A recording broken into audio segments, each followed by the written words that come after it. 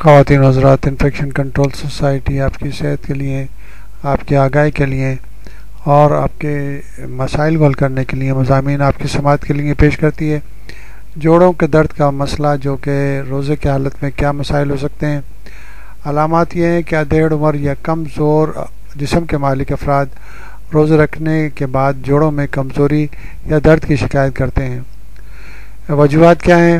رمضان کے دوران چونکہ غذائی اعتدالیوں کا شکار افراد کمزور ہو جاتے ہیں، اور وہ افراد جو جسمانی مشقت کا کام کرتے ہیں انہیں مکمل طور پر توانائی نہیں مل پاتی، اس لیے جوڑوں کے درد کی شکایت پیدا ہو جاتی ہے۔ نیز موٹے جسم کے مالک افراد کو بھی یہ عارضہ زیادہ تنگ کرتا ہے۔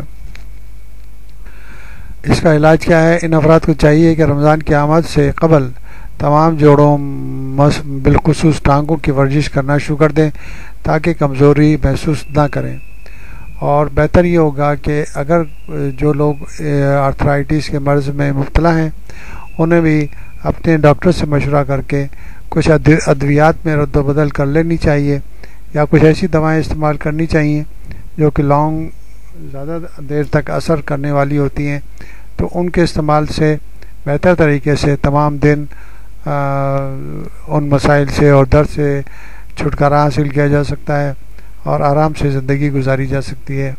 تو بہتر یہ ہے کہ ان مسائل کے لیے، جو پرٹیکولر مسائل ہیں، اس کے لیے ضروری ہے کہ اپنے مالک سے مشورہ کر کے اور بہتر طریقے سے معلومات حاصل کر کے اپنے مذہبی فریضوں کو پورا کریں۔